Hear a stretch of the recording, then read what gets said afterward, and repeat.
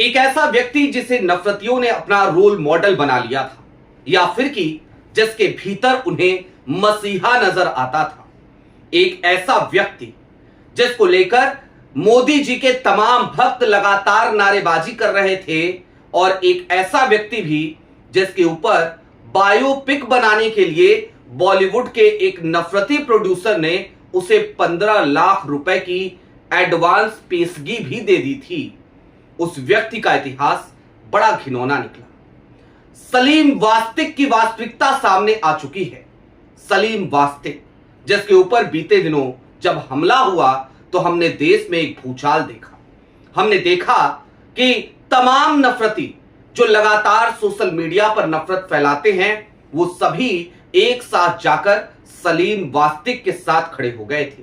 वही सलीम वास्तिक जो इस देश में उन तमाम नफरती टूलकिट का एक बड़ा चेहरा बनकर सामने आया था, जो लगातार मुसलमानों को बदनाम कर रहा था। नमस्कार, मैं स्वप्निल और आप मुद्दा देख रहे हैं। दोस्तों, आगे बढ़े उससे पहले वही छोटी सी अपील। मुद्दा इन दिनों एक गंभीर आर्थिक संकट से जूझ रहा है। एक तरफ जहां हमारे मेन बैंक अकाउंट्स बीते लंबे समय से फ्रीज चल रहे हैं, तो वहीं दूसरी तरफ हमारे 2.5 साल पुराने चैनल को हमसे लंबे समय तक छीन कर रखा गया था। ऐसे में डे टू डे ऑपरेशंस में मुद्दा को काफी मुश्किलों का सामना करना पड़ता है। लिहाजा आपसे गुजारिश है, यदि आप चाहें तो स्क्रीन पर दिख रहे क्यूआर कोड या फिर के नीचे दिख रहे यूपीआई नंबर्स के जरिए मुद्दा की छोटी छोटी मदद जरूर कीजिएगा, ताकि हमारी बेबाकी यूं ही बरकरार रहे। अब चलते हैं सलीम वास्तिक की असल कहानी की तरफ। इस मामले की शुरुआत होती है साल 1995 से। एक 13 साल का बच्चा अपने घर से स्कूल के लिए निकलता है, लेकिन फिर कभी अपने घर वापस नहीं आ पाता। एक व्यापारी का बेटा जिसका नाम था संदीप बंसल, उम्र महज 13 साल, उसे उसी स्कूल में कार्यरत मार्शल आर्ट सिखाने वाला एक व्यक्ति किडनैप कर लेता है। किडनैप करने के बाद साल 1995 में उसके परिवार से 30,000 रुपए की फिरौती मांगी जाती है, और यह धमकी भी दी जाती है, यदि तुमने पुलिस को बताया तो हम बच्चे की हत्या कर देंगे। मामला यहीं समाप्त नहीं होता, उस बच्चे की हत्या कर भी दी जाती है, और उसे किडनैप करने वाला, उसकी हत्या करने वाला कोई और नहीं। पुलिस जांच हुई तो पता चला कि सारे तार जाकर के जुड़ते हैं सलीम वास्तिक से। उस समय उसका नाम था सलीम खान। वो उसी स्कूल में पढ़ा रहा था, मार्शल आर्ट सिखा रहा था, एक फैकल्टी था, और उसने 30,000 रुपए के लिए एक मासूम की हत्या कर दी थी। 1997 का साल आता है। इस मामले की जांच पूरी हो चुकी थी। कोर्ट का फैसला 1997 में आया। सलीम खान, उसे उम्र कैद की सजा सुनाई जाती है इस जघन्य अपराध के लिए। फिर साल आता है 2000 का। सलीम खान को पैरोल मिलती है। पैरोल पे वो बाहर आता है, लेकिन उसके बाद वो कभी वापस जेल नहीं जाता। फरार हो जाता है, गायब हो जाता है। पुलिस खोजती रहती है, और इस बीच में वो खुद को मृत घोषित करवा देता है। और फिर एक दौर शुरू होता है। वो लगातार अपनी नाम, अपना पहचान बदलकर कभी मेरठ तो कभी दिल्ली तो कभी गाजियाबाद में रहने लगता है। फिर आज से 7 साल पहले जब वो देखता है कि इस देश में मुसलमानों के प्रति एक नफरत का माहौल है, तो सलीम खान, जो अब तक सलीम अहमद के रूप में अपनी पहचान बना चुका था, वो एक बार फिर एक घिनौना खेल खेलता है। या फिर सीधे तौर पे कहिए तो आग जल रही थी, हाथ सेक लेता है। वही आग जो इस देश में बीते कुछ दिनों से लगातार जल रही है, वही आग जिसमें लगातार नफरतें पनप रही हैं। सलीम उसी का फायदा उठाता है, अपना धर्म परिवर्तन कर देता है, नाम अपना बदलता है, और कहता है कि आज से मुझे सलीम खान नहीं बल्कि सलीम वास्तिक के नाम से जाना चाहे। वो खुद को एक्स मुस्लिम सलीम वास्तिक के तौर पर अपनी पहचान जाहिर करता है। और बस फिर क्या था, लगे हाथ जिसे देखो उसे हर कोई सलीम वास्तिक को भाव देने लगता है। नफरत का अड्डा बन चुके तमाम टीवी चैनल्स की डिबेट में सलीम वास्तिक एक बड़ा चेहरा बनकर के उभरता है। इस देश के तमाम नफरती लोग उस टूलकिट का हिस्सा, मोदी जी के तमाम भक्त, भारतीय जनता पार्टी के तमाम अंधभक्त, वो लगातार सलीम वास्तिक को अपने सर माथे पर बिठाने लगते हैं, क्योंकि सलीम लगातार मुसलमानों को बदनाम कर रहा था। और इन नफरतियों को और क्या चाहिए था, एक ऐसा ही शख्स जो खुद को एक्स मुस्लिम कहे और उसके बाद वो लगातार मुसलमानों को बदनाम कराए। वही करने में जुट जाता है सलीम वास्तिक।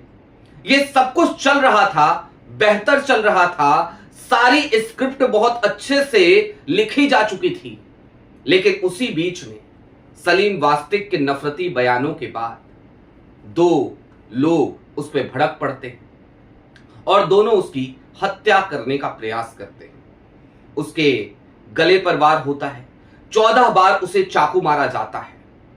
सलीम वास्तिक जो कभी खुद हत्यारा था, अब वो एक पीड़ित के तौर पर पेश किया जाता है। उन दोनों जिन हमलावरों का एनकाउंटर हो चुका है, लेकिन सलीम वास्तिक वो खुद को पीड़ित दिखा रहा था। लेकिन कहते हैं ना कि ऊपर वाले के घर देर है अंधेर नहीं। उस 13 वर्ष के मासूम बच्चे का हत्यारा दरअसल वो बच नहीं पाया, उसकी पहचान खुल गई। दिल्ली पुलिस को एक गुप्त सूचना मिली कि सलीम वास्तिक कोई और नहीं है, बल्कि ये तो वही मोस्ट वांटेड क्रिमिनल है जिसके ऊपर कई मुकदमे थे, और खास तौर पर यह मुकदमा था जिसमें उसे उम्र कैद की सजा सुनाई गई थी। दिल्ली पुलिस के पैरों के नीचे से जमीन खिसक जाती है। वो जांच करती है, फोटोग्राफ मैच कराती है, फिंगरप्रिंट्स मैच कराती है, और उसके बाद कंफर्म करती है कि ये सलीम वास्तिक कोई और नहीं बल्कि 1995 के उस केस का मोस्ट वांटेड अपराधी ही है। और उसके बाद दिल्ली पुलिस उसे आज गिरफ्तार करती है उत्तर प्रदेश के गाजियाबाद से। लेकिन दोस्तों, सलीम की ये कहानी एक नजीर है, सलीम की ये कहानी एक सबक है, और सलीम की ये कहानी निश्चित तौर पर आज हमें सोचने पर विवश करती है, मजबूर करती है। क्या सोचने पर? दरअसल ये तमाम नफरती जो बिना दिमाग के किसी को भी अपना हीरो बना लेते हैं, ये तमाम नफरती और ये पूरा का पूरा इकोसिस्टम जो मुसलमानों के खिलाफ बोलने वालों को अपने सर माथे पर बिठा लेता है, क्या सलीम वास्तिक से उन्हें सबक नहीं लेना चाहिए? क्या उन्हें नहीं समझना चाहिए कि जो कोई भी नफरत फैला रहा है उसके पीछे इस तरीके के घिनौने चेहरे हो सकते हैं? सलीम वास्तिक का चेहरा तो सामने आ गया, ना जाने ऐसे ही कितने और कुख्यात अपराधी होंगे जो आज इस आग में अपना हाथ सेक रहे होंगे, जो इस अवसर का लाभ उठा रहे होंगे, और जो लगातार इस देश में नफरत की आग को भड़का रहे होंगे, लेकिन उनके अतीत में इस तरीके के ना जाने कितने ही काले कारनामे दर्ज होंगे। अब कुछ बातें मुझे आपसे करनी है, और ये बातें बेहद जरूरी हैं। जरा सोचिए उस नफरती इकोसिस्टम के बारे में, जो इकोसिस्टम सलीम वास्तिक को 15 लाख रुपए देता है क्योंकि वो चाहता है कि उसके जीवन पे आधारित एक बायोपिक बनाई जाए। मैं आज कहना चाहता हूं कि इसके जीवन पर बायोपिक बननी चाहिए, ताकि इस देश को पता चले कि किस तरीके के नफरती लोग इस देश को लगातार गर्त में लेकर के जा रहे हैं। मैं चैलेंज करता हूं उस प्रोड्यूसर को कि अब बनाए बायोपिक और बताए कि कैसे कुख्यात अपराधी इस देश के नफरती इकोसिस्टम का आंखों का तारा बन गया। बनाए बायोपिक, बनाए इस पे फिल्म, ताकि इस देश को समझ में आए कि जो नफरत फैला रहे हैं उनके चेहरे पर एक नकाब है, और नकाब उतरते ही उनके घिनौने क्रियाकलाप जग जाहिर हो जाते हैं। बननी चाहिए बायोपिक, बहुत ज्यादा इंटरेस्टिंग हो गया है अब तो ये मामला, इससे पहले नहीं था, अब है। और इसीलिए दोस्तों, जब इस तरीके के नफरतियों के साथ कुछ होता है ना, तो मैं अक्सर कुछ नहीं बोलता, मैं अक्सर खामोश रहता हूं, क्योंकि मुझे बार बार संदेह होता है। और आज मैं शुक्रगुजार हूं इस बात का कि जब सलीम वास्तिक पे हमला हुआ था, मैं उन हमलावरों को डिफेंड नहीं कर रहा हूं, बिल्कुल नहीं कर सकता, कभी करूंगा भी नहीं। उनका एनकाउंटर हो भी गया, वो अपने अंजाम तक पहुंच भी गए, लेकिन मैं शुक्रगुजार हूं कि मैंने उस वक्त पे सलीम वास्तिक पे एक शब्द ना कहीं बोला था, ना कहीं लिखा था, क्योंकि मुझे पता था कि नफरती हमेशा नफरती ही होते हैं। उनका जहन हमेशा ही उस स्याह अंधेरी रात की तरह होता है, जहां पर उम्मीद की कोई किरण नहीं होती, और आज वही नजर आया। चलते चलते एक बात और आप सबसे कहना चाहता हूं, हम सब हिंदुस्तान ही तो हैं।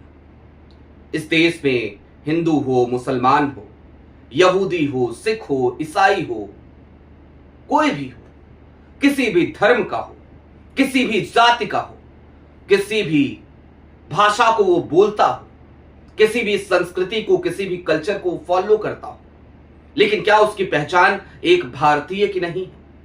और अगर एक भारतीय की पहचान है, तो क्या फिर वो हमारा भाई नहीं है? जाहिर सी बात है।